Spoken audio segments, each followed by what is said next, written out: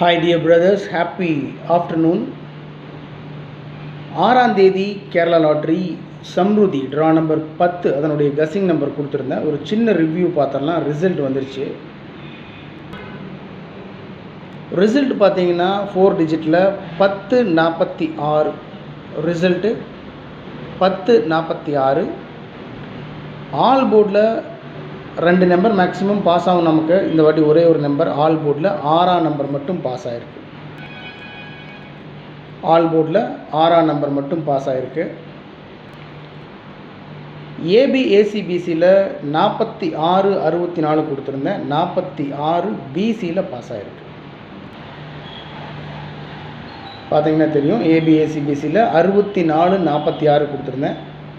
46 பிசியில் பாஸ் ஆகிருக்கு.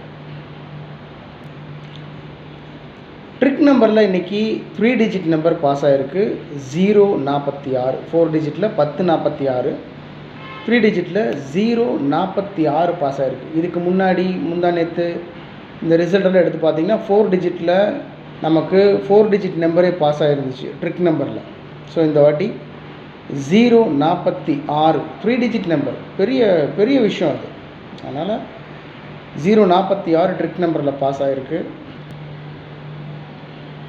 Trick number பார்த்தீங்கன்னா 944433220386 கொடுத்துருந்தேன்.